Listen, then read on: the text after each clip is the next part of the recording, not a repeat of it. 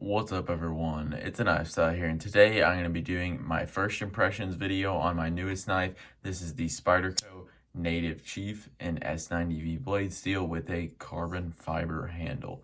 So yes, this is the newest sprint run out of the Native Chief. I think this is the first one, because I think there's going to be a Rex 45 with the orange handle soon, or it was supposed to be soon, I'm not sure, but this is the first one that I can remember seeing. Correct me if I'm wrong on that, but the reason I bought this was because I felt like, I'm probably gonna regret not buying that in the future, so I honestly just bought it, and I'm kind of glad that I did. But let's go through this video a little bit more. So I'm gonna do a bunch of size comparisons right now, so if you don't like to watch a bunch of size comparisons, I guess just skip ahead a little bit. But the first one that I think is a really good comparison is the military versus the Native Chief. And I feel like I'm definitely going to do a Battle of the Blades video, a comparison between these two, because they're very similar in size. Keep in mind that my camera perspective is not, it kind of throws off an illusion, because like the PM2 looks bigger than it actually is right now. But here is somewhat of a comparison, I guess. And then I'll do some other knives. Sabenza up top, and then the Almanzon on bottom. So I believe the blade length on this is like 4 inches, so it's a very big knife. Let me throw up the actual regular Native to it, which is a whole lot smaller. And then I'll do the Gale Bradley 2. Throw up the Mannix, a whole lot of Spydercos for this size comparison. And then the two best comparisons that I own, the Spyderco Dragonfly, and the best one I own, Spyderco Bug. Oh, this looks so funny. Okay, so talking about the looks of this knife, personally, I think that it looks great. I've actually never owned real carbon fiber. I own a ton of different carbon fiber laminates, or not a ton. I own a few knives in carbon fiber laminates, but a lot of times I just get G10 or titanium. I don't really have that much carbon fiber or micarta. So yeah, I'm a big fan of carbon fiber. I think it looks really good. It's a good handle material. I find myself looking at these layers all the time. I just think it looks great. And sometimes carbon fiber has like little voids in it, but I do not see any on this knife. I haven't really looked it over in detail, but yeah, I don't see any at all. So that is nice. The blade finish looks good, I think. Just Spyderco's regular satin finish. And also the back spring and then the back spacer, it's kind of like a brushed finish, so you can see my light reflecting in the background. It looks pretty good. Overall, a good looking knife. It looks pretty classy too, but I'm not really someone who ever dresses up or ever wants to dress up in nicer clothes, so I don't really care if a knife looks classy or not. Usually I just wear it in a pair of jeans. Like, I don't know, I'm not one of those people who has to dress up a lot for their job, so I don't care if a knife is gentlemanly or classy. But this one does look very good, but it would also look good with a ton of use on it too. So I think it's just a good looking knife in general. Let's talk about the blade.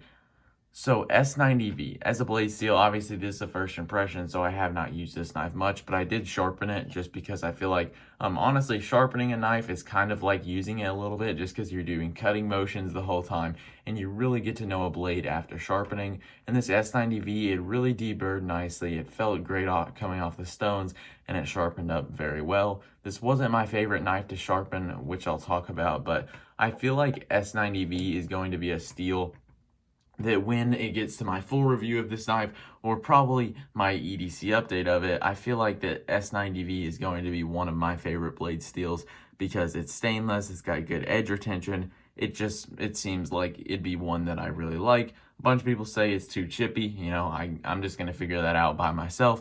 I got a feeling that a lot of people who say it's chippy are still using the factory edge, or maybe they've only sharpened it once or twice and they haven't got all the fatigue steel off. So when I sharpened this, I made sure to run my edge. I just hit it into my table. I made sure to run my edge across the stone, get that fatigue steel off, or at least as much of it as I could, and then move on with my sharpening. So where were my issues with sharpening?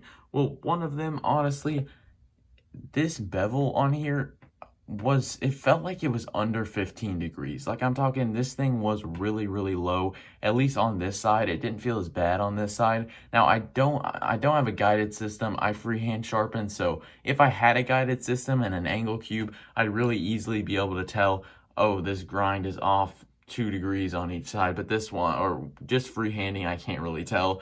But it does seem like it is shallower right here than it is right here. Overall, I think my bevels look even on both sides.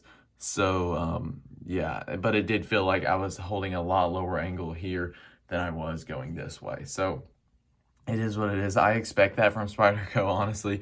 I've bought so many Spydercos. I have 10, I think, at the moment, that when I buy one, I tell myself in my head, okay, I know that the edge is probably going to be burnt. I know that the grind's probably going to be off.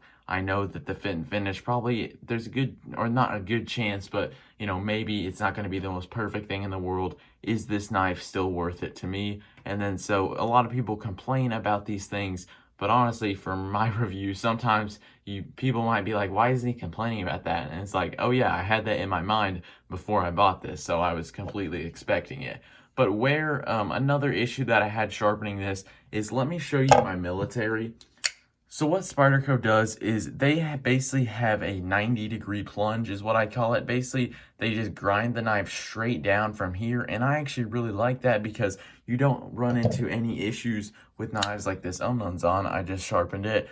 This is starting to almost get a little bit of a smile there just because it's kind of like a sweeping plunge, and it just wasn't brought as far back as it really should have been. This one, it's just straight down, so that means you're never going to really run into the issue of getting a smile. But what they do from the factory is when they stick it on their belt, or maybe it's a wheel that they sharpen on, they don't go all the way back to the very end. And what that does is they are hogging off a ton of metal just because it's moving very fast. And so this edge right here is lower than this part right there. And if you just kind of ignore that and don't pay attention to that choil area at all, it will just get worse and worse over time. So that was the same case on this one. As you can see, I went all the way back there, but you see that lighting right there? So that brighter amount of the steel, that is factory scratches, while the darker part, those are my scratches from freehanding. So basically, since there was that high spot right there, I was not able to get all the way back to the end of that knife, basically leaving this a little bit unsharpened. And yeah, that's kind of annoying. I feel like I can fix that. What I'm going to probably do is, you know, it's still sharp. I mean, this knife still cuts, and so I'm getting really picky when I talk about this, but, you know, I've gotten more into freehanding, so, or I've gotten more into sharpening, so the more you get into it, the more picky you get. What I'll do is probably each time I sharpen, I will focus on that a little bit more, eventually even it out over time. If you want a quick fix, what I did with my Manix that had that problem right there, as you can see, it's fixed and it looks good. What I did with this is I actually brought this 90 degrees to my stone. I took my Spyderco medium ceramic stone and flipped it on its side, so it's only like that wide, pretty much as wide as right there. And then I took it 90 degrees and just went back and forth and removed that little bit of that high spot on the steel. Now, if you're gonna do that, you gotta wear headphones, ear protection, literally everything to cancel out every possible noise you can, because you know when you like scrape a fork on your ceramic plate when you're eating or something, it sounds like that, at least on a ceramic stone, it sounds like that times 100. It's just horrible. It's a terrible noise, but I can fix it. But one thing I've learned with sharpening is always being patient works out in the end. And so I feel like my patience has really gone up, and that's only been positives for me. So I'm just going to wait it out and be patient with it. Also, towards the tip, I was not hitting my bevel as good. As you can see, that little darkened spot up there. And then, is this going to show up? Maybe a little bit right there. So basically, I was slightly micro beveling that tip. That's really on me. I can't blame that on Spyderco or anything. I was just kind of concerned because it's such a small gap from here to the top, and I was holding such a low angle. I really did not want to scratch up this blade. And so yeah, I'll just be careful when sharpening a knife this low, because I'm an experienced sharpener. But I mean, there was a kitchen knife I had that was a new kitchen knife and I was sharpening it, and man, the angle on that was just so low from the factory, and I ended up scratching up the bevel. And that was probably like a month ago. So just because I've been sharpening for almost a year doesn't mean that I make mistakes. So I always like to be careful when I'm sharpening at an angle really low, because if you slip up once, you can put some pretty bad scratches in your knife, especially with a diamond stone. Sorry for that a little bit of rambling there. I'm already at 10 minutes and I'm still on the blade, but you know, that's usually how my videos go. Just a little touch up on this blade shape. It seems like it'll be a great blade shape, very useful and effective for EDC. It's kind of like the native, but they almost just took, it's like the native right here, but it's almost like they just took this part and just stretched it out completely. As you can see, that's very similar to the native with that little bit of belly almost towards the base, but then it's just completely stretched out there. Would this be a spear point? Isn't that a rule where like the spear point, the pivot has to line up with the tip? I don't know. I don't really care about blade shapes as long as they're good, and this one is good. The tip is low enough to where I can do simple utilitarian cuts easily like that. Also, you got a little bit of belly for slicing. Overall, great EDC blade shape. I really like it. Now let me get to a part about this blade that I think could be a pretty big or pretty glaring issue for a lot of people out there, and that is the thickness of the tip. So if you look at this, that is I'm going to try and put that at the back of my hand. You guys can see my paleness now. That is a very thin tip right there. Let me compare that to just the military, another Spyderco with a thin tip. The military is on the left, the native chief is on the right, but the military is just a little bit bigger or a little bit thicker, and a lot of people complain that the military is too thin of a tip for hard use. Let me throw it up against a regular knife. I feel like the tip on the Sabenza is probably thicker than your average tip, but that Ensingo kind of gives an optical illusion that it is thin, but no, the Sabenza tip is a little bit, or is thicker than this. So what are my issues with that? Why am I complaining about it? So I don't really like to count it as a negative to have a thin tip, because there's always a positive and a negative with the thickness of a tip. Positive of a thin tip being that it's better for slicing, better for more precise tasks. Negative being that it's not as durable. Vice versa with a thicker tip. But I don't really complain about a tip being too thin just because I've never broken one off a knife.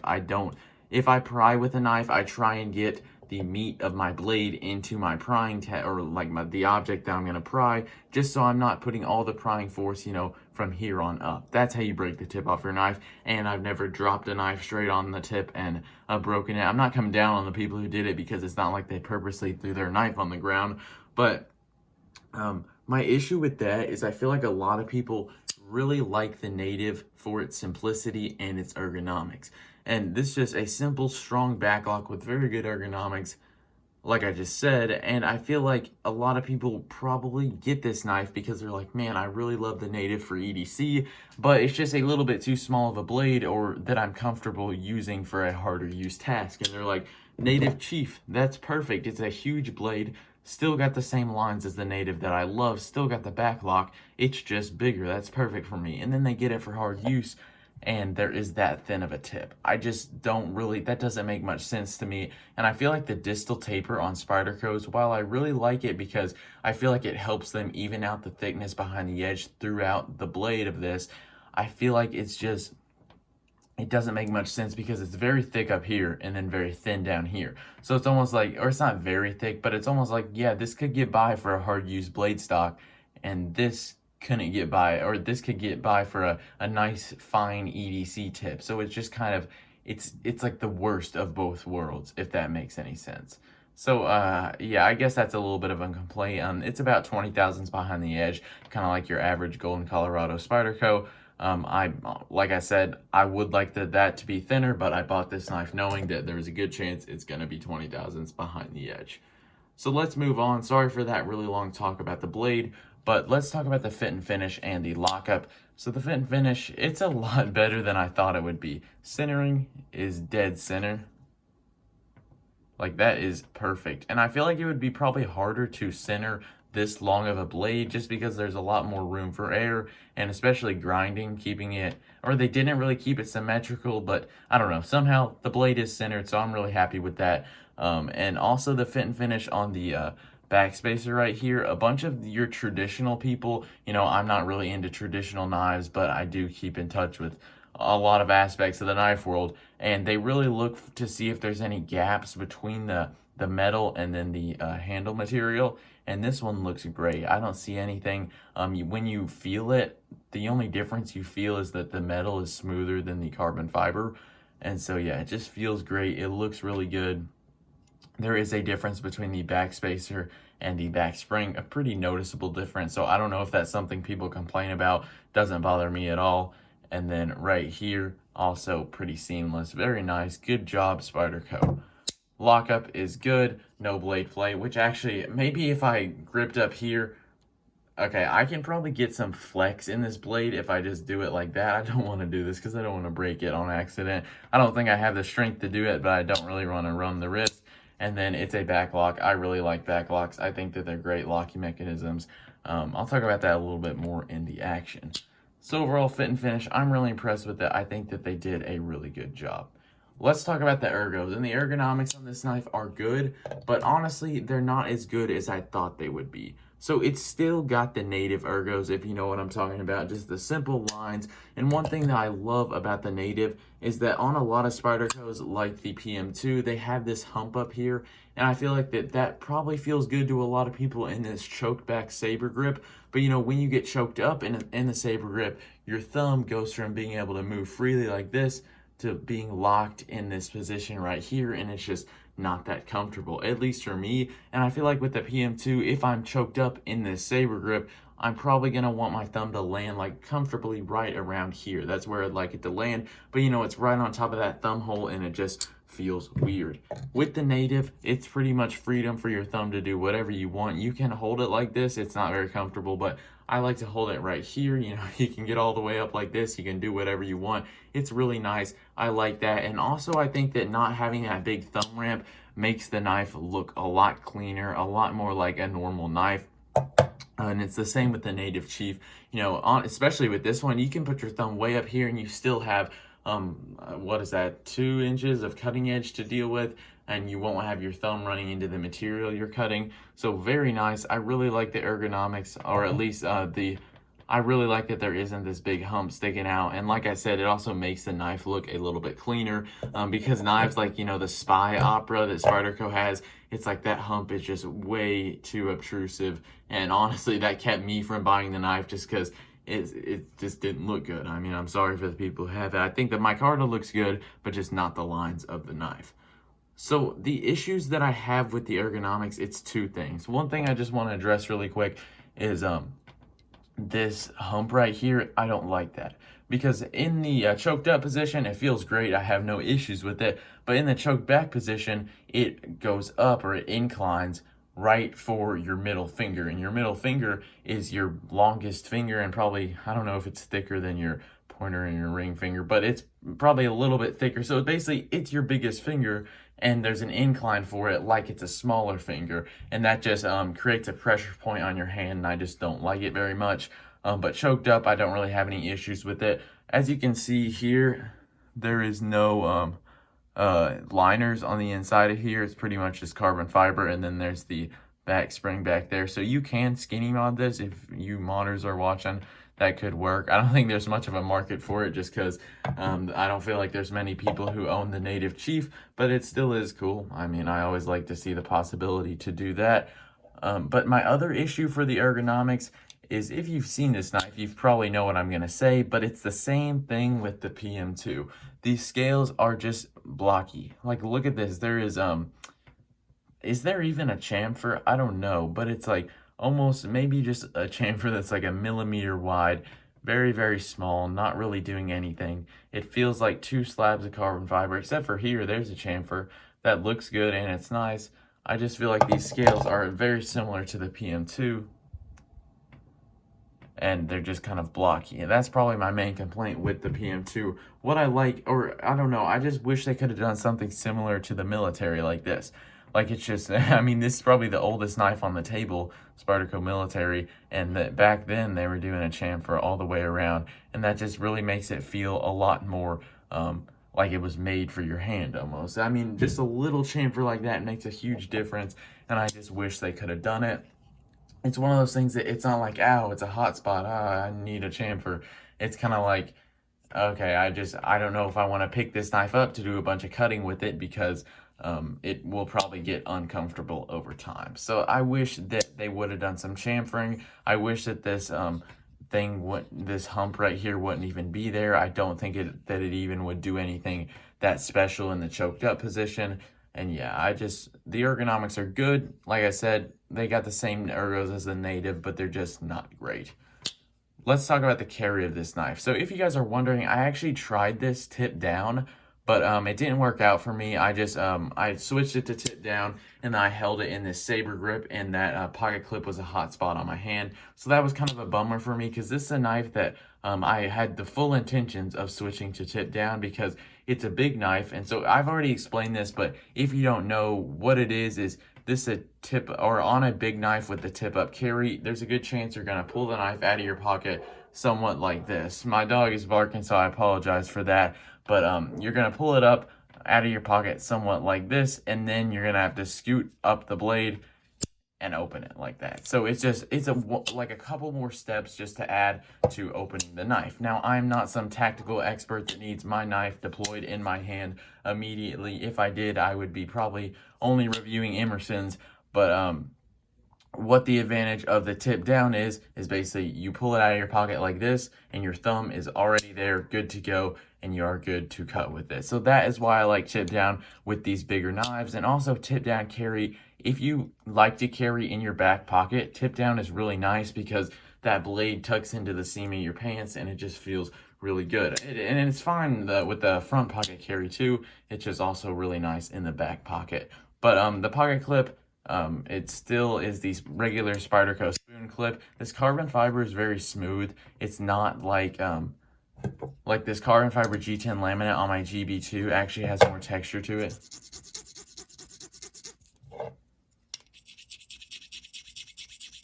So yeah, this is very smooth carbon fiber, but I meant to mention that in the ergos, I don't feel like this knife is going to fall out of my hand or slip or anything. But what that smooth carbon fiber does is it slides in and out of the pocket very nicely.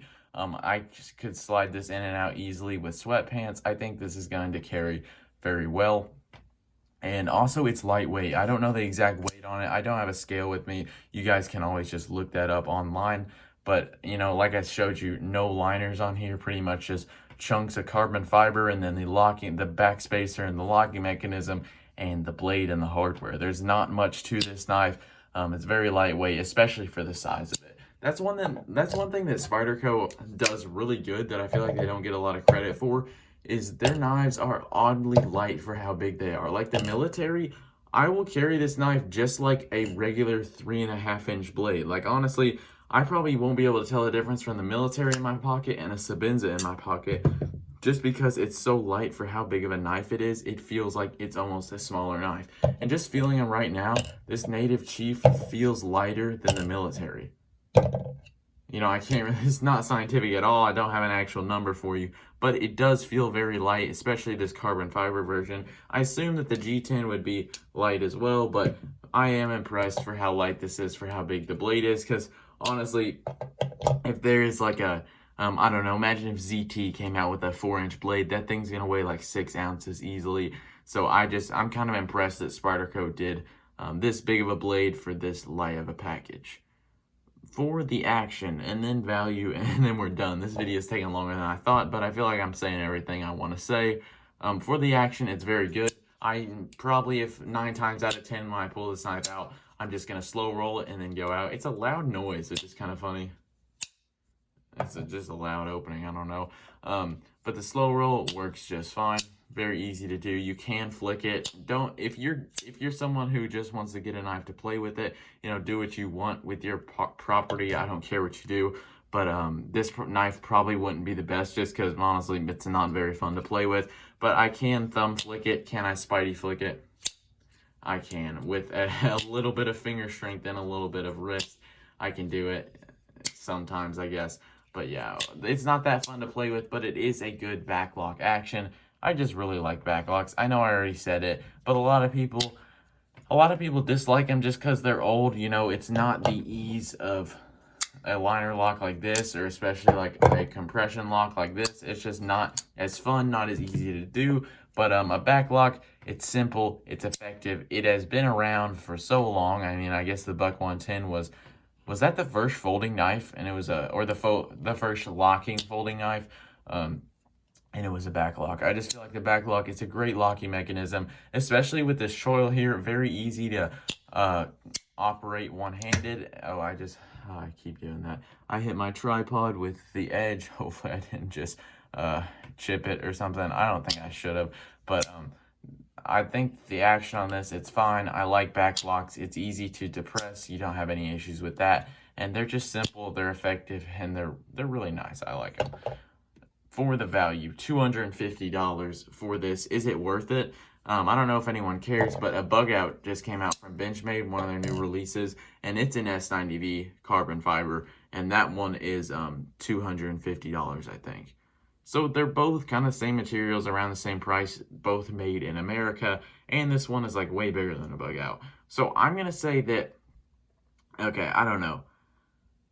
I probably wouldn't pay that much over $250 for this knife, just because it's still a Spyderco, and $250 is the most money I've ever spent on a Spyderco. And like, this is my most expensive Spyderco, but it's not my favorite. So I feel like that this knife, it's really good. I don't know if I would suggest this to someone. If someone's like, I got $250, what should I buy? I should probably say you don't even need $250. Buy the Gale Bradley 2 for $170 or buy the Mannix for $150. I feel like this price, it's good. I'm glad I bought it. It's using premium materials, but it's a little bit hard for me to suggest to someone. If this thing goes up in price on the secondary market, which is $250, it's a high price. So I don't think it will go up that much, but I feel like, yeah, if it goes up, I wouldn't suggest this thing. Definitely not over 300, probably not even at 275. So I feel like that 250, honestly, another thing that I want to add is, one thing about buying sprint runs that's easy for me is, a lot of people, this might make people mad when I say this, but I know that, oh, if I buy the Native Chief, use it a little bit, carry it, sharpen it, and don't like it as much, I'm going to not lose as much money as if I bought the S90V with Black G10 Native Chief. I mean, let's say that one's $150, and I bought it, carried it, sharpened it a little bit. I'd start my sale price at $100. I'll just say that. So that's what makes sprint runs a little bit easier for me to buy. But I think that's all I gotta say. So I guess my final conclusion on the value is, it's worth it to me. And I think that if you really like the Native and really want a big Native, I think you should get it, but I wouldn't suggest it to someone looking for, the best knife for their money, which is kind of the case with a lot of Spydercos. But we are closing in on that 30-minute mark. Sorry for talking so much, but I like doing YouTube videos. So thank you guys for watching. Don't forget to like this video and subscribe if you're new, and I'll see you guys in the next one.